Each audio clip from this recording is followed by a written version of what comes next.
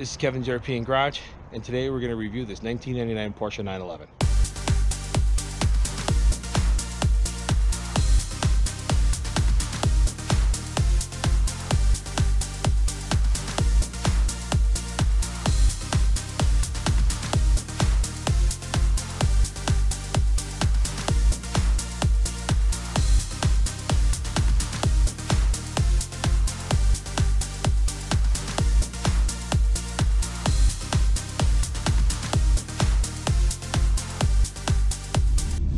Welcome to Kevin's European Garage, and today we're going to be reviewing this 1999 Porsche 911, which happens to actually be my personal car, so I'm slightly biased.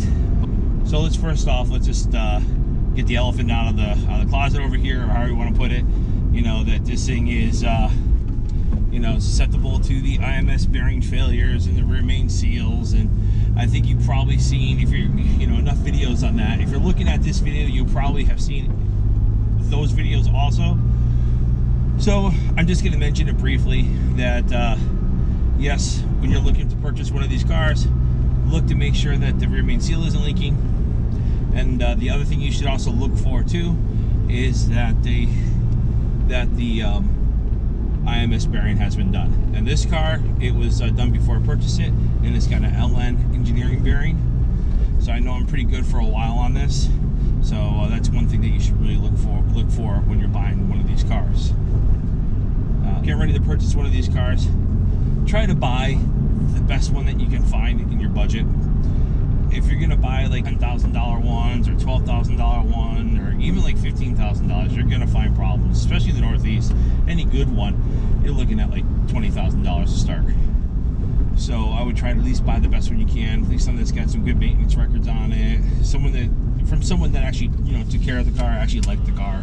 This one had some pretty good maintenance records. It's had the clutch done, and it's had a few other things done. So this one's pretty well taken care of. So some of the things I like about this car is obviously the handling. I mean, it's pretty much why I bought it. I didn't buy it for to be for something that's crazy fast, because this thing's only 300 horse, so it's not going to go crazy fast. And if that's what you're looking for, then you're going to be pretty sorry, because this isn't it. But it's fast enough that you can actually have a lot of fun. And what's nice about it is you can go pretty quick, pretty fast, and not get yourself in a lot of trouble with the car. Another thing I like about this car is that it's actually pretty comfortable.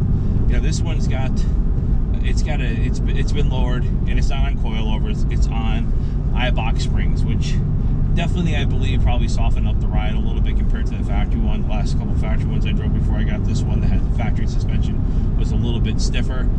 This one is a little bit on the soft side, at least the initial compression, but other than that, it stiffens up. I have been thinking that I'm going to go with a coilover set eventually. Which kind, I don't know yet, so eventually I'll be doing a video on that. But for right now, I'm just going to enjoy it the way it is and do the stuff that absolutely needs to be done on this.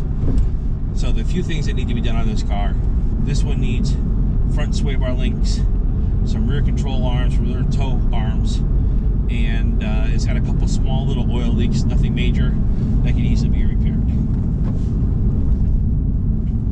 Another thing that's really nice about these cars is that you can really modify them. You can, do exterior mods, interior mods, engine mods. The thing with the engine is you're not going to get a ton of horsepower out of doing some mods on it.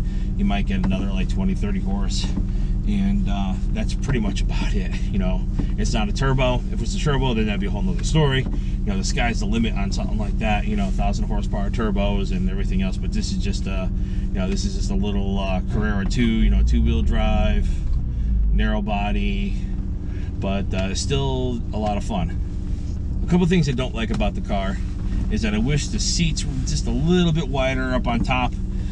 Me being the big guy, over 6 foot, it's a little bit, I want to say uncomfortable. I wish there was a little bit more support. Another thing I'm not too thrilled about with this is that first and second gear, until this transmission is warmed up, is a little stiff. So I got to start looking at different transmission fluids. It seems like a lot of people, say that this one's the best or this one's the best. So I'm going to try out a few and see what happens. Eventually that'll be another video. in the long run, I would definitely recommend purchasing one of these. They are a lot of fun to drive. I've had it for a few months now, so I just wanted to, before I reviewed it, I just wanted to drive around a little bit, see if there's any problems, anything comes up in the first few months of ownership, anything that's out of the ordinary. And you know, so far this thing has actually been pretty good, other than a couple little things I mentioned. It's just been a wonderful car, a lot of fun to drive. This one has the factory exhaust, so it's a little bit on the quiet side. I do have some exhaust bypass pipes, the ones that completely get rid of the muffler. I have a feeling those are going to be a little loud, and I do live right outside the city, so I have a feeling that I would probably end up getting pulled over with something like that. So I need to find something that's going to be somewhere in between, because I do want to increase the exhaust note a little bit. It's pretty quiet inside the car. I don't really hear anything, but I do want to hear the sound of this engine. I think this engine really sounds really good, and I do want to hear the sound of it. One thing that's nice about the 911 is it's got a lot of history. And one thing that I always thought was really cool was the fact that they kept the body relatively the same shape throughout its whole lifespan. You know, this thing, when you immediately see the car, you know, if you're a car guy or car person or whatever, you immediately know that this is 911. You don't have to think about it. You just know that this is what this car is. And that's one thing I liked about it, that it's kind of timeless. You know, some people don't like the headlights on this particular one, on the 996, but you know, something to each his own. I think the headlights aren't really that bad, and for what you're paying for this car, what you're getting, you know, I would easily overlook the headlights. Another source is that another thing with this car is that the interior is not exactly well liked. Again, that's another to each his own kind of thing. I actually like this interior. I think it's actually put together pretty well. This car doesn't have any major rattles or anything like that, going over some bumps, and it's aged pretty good. Other than the seats, aren't completely worn. They do have slight little cracking in it, but nothing all the way through. And I have been putting a lot of leather conditioner on there, trying to keep them up. And I think they'll be fine for a while. Eventually I might have to do something with it, but right now they're perfectly fine. Another good thing about this car is that if you're a tall guy like me, like 6 foot, like I don't even have the seat all the way back. I got plenty of room to stretch up my legs. I can get comfortable. It's not the widest car, but you're not buying it for, you know, to be wide or to be, you know, really big. This is a, you know, what's nice about this one compared to the newer ones, that this one's small. This one is very similar to the same size as the original bodies. So this is kind of cool. You know, the new ones, every time I see a new one, it just looks like it's big. It's like, you know, it's a large car now. You know, it's a big GT car. It's not like a little sports car. It's like a GT car. I mean, they're still really fast. They still handle great, but there's something about the little car. I feel more with the car when there's so little bit of around me. I feel like it's more part of me, as opposed to like this big shell, a larger hood to look over. You know, looking over the rear with this big hump sticking out the back where the engine is. I mean, this is more me. And another thing with the new ones is you can't work on those things. You know, you look at them. It's got a trunk or a little frunk or whatever you want to call it back there. But as soon as you lift it up, I mean, you don't see an engine. It's just a couple fans. I mean, what is that? I mean, it's a fan. You can put your oil in there, and that's it. I mean, at least this one, if you're hands-on, you like to work on your cars. This one you can still work on. You know, you open up the the trunk or the rear deck lid on this thing. You can actually see the engine. I mean, it's there. You know it's there. You know, and you can work on it. You can do stuff. You can have fun working on it, as opposed to the new ones.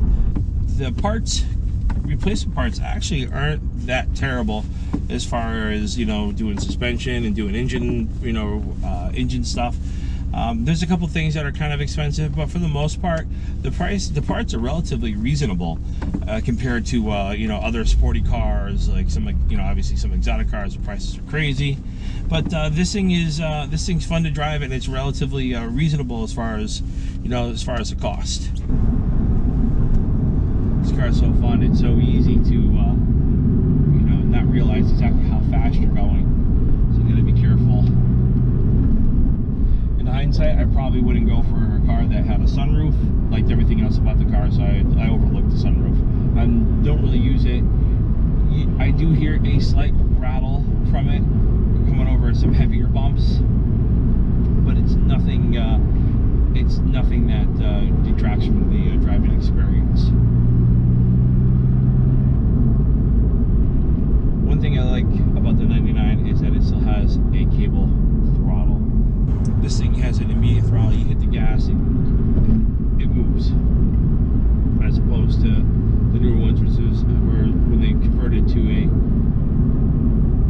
to the drive-by-wire, there's always a little bit of a hesitation when you hit the gas. Not much, but if you're really into the car, you're gonna feel it.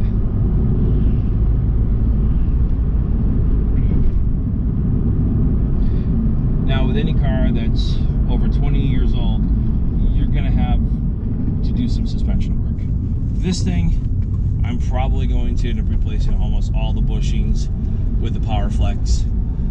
A couple of the ones where I have to replace the arms, I'm not going to touch those bushings. Those will be brand new. I'm just going to leave them alone. But all the older ones, I'm going to replace them with the Power Flex. And also another thing too is that this thing, I can guarantee you at this age, the engine mounts are sagging. So it's definitely a good thing to think about replacing those if you're gonna get one of these cars. You can kind of see that the engine mounts are vibrating a little bit, and you can see in the video, but my passenger seat actually shakes ever so slightly. And as I was mentioning before, you can actually see this engine. You can actually work on it. You can see the belts, intake.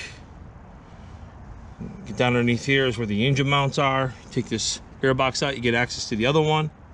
This is actually a car that you could work on, as opposed to the new ones where you lift this thing up and all you see is something like this, just a fan, a couple fans, and a place to put some oil in.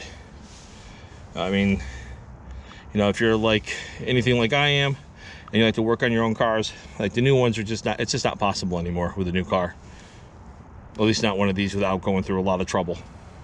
And you can see from here that the car is actually somewhat practical. It has a decent size, frunk, as they call it. You can definitely fill up a lot of groceries in there, at least 3 or 4 bags.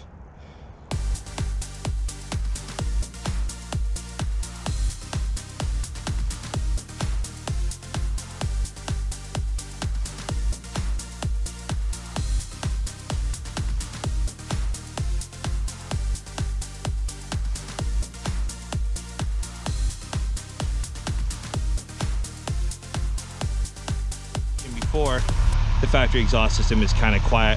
This really isn't very loud, especially at idle. Eventually I'll do something about it, but right now, I've always thought that the spoiler coming up like that was really cool on all of them. I always thought that was a great thing. Unfortunately, when it comes up when you're driving, it tells the police how fast you're going.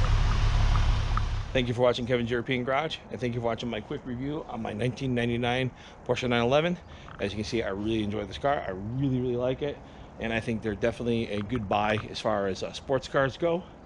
And check back often. Hopefully I'm going to have a lot more videos on this, a lot more stuff. I'm going to show you what it's like to actually own one, all the work that goes into keeping one on the road. So check back often, subscribe, and thanks for watching.